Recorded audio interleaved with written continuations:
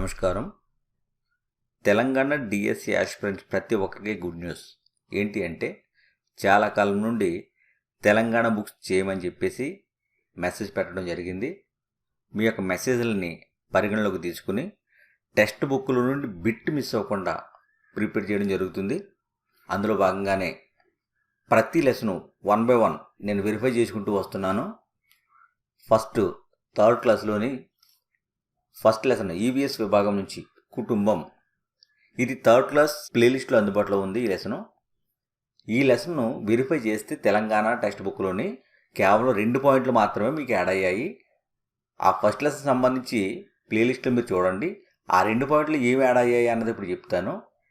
ఆ 2 పాయింట్లకు సంబంధించి కుటుంబ సభ్యులు అని ఎవరిని అంటారు? ఒకే కుటుంబంగా కలిసి ఉండేవారిని కుటుంబ సభ్యులు అంటారు. ఇది ఒక పాయింట్ యాడ్ అయింది. తర్వాత ఏంటి అంటే దివ్యాంగుల దినోత్సవం ఎప్పుడు జరుపుకుంటారు? ఎప్పుడు అంటే డిసెంబర్ 3. దివ్యాంగుల దినోత్సవం డిసెంబర్ 3న జరుపుకుంటారు. హ్యాండిక్యాప్డ్ డే డిసెంబర్ 3 సెలబ్రేట్ చేసుకోవడం జరుగుతుంది. ఇది ఫ్రెండ్స్, ఈ 2 పాయింట్స్ యాడ్ అయ్యాయి.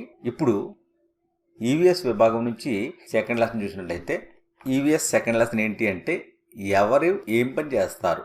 ఇది సెకండ్ లెసన్.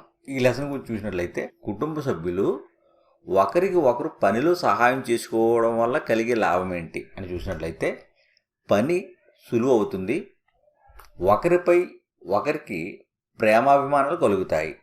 పనిలో సహాయం చేసుకోవడం వల్ల పని సులువు అవుతుంది, ఒకరిపై ఒకరికి ప్రేమాభిమానం కలుగుతాయి. తర్వాత వృత్తులు. ఈ వృత్తులకు సంబంధించి వృత్తులు అంటే ఆదాయం కోసం నైపుణ్యంతో చేసే పనిని వృత్తి అంటారు. ఆదాయం కోసం నైపుణ్యంతో చేసే పనిని వృత్తి అంటారు. ఇక్కడ గ్రామ అభివృద్ధి అన్ని వృత్తుల వారు కూడా అవసరమే. ఒక గ్రామం అభివృద్ధి పొందాలి అంటే అన్ని వృత్తుల వారు కూడా అవసరమే. కాబట్టి ప్రతి వృత్తిని మనం గౌరవించాలి. ఇది మనం ఈ యొక్క లెసన్లో నేర్చుకోవాల్సిన పాయింట్స్. నెక్స్ట్ వీడియోలో మరొక లెసన్తో మేము ముందుంటాను. వీడియో నచ్చితే లైక్ చేయండి, షేర్ చేసి సబ్స్క్రైబ్ చేసుకోండి. Thank you. నెక్స్ట్ వీడియోలో మరొక లెసన్తో మేము ముందుంటాను. వీడియో నచ్చితే లైక్ చేయండి, షేర్ చేసి సబ్స్క్రైబ్ చేసుకోండి. Thank you.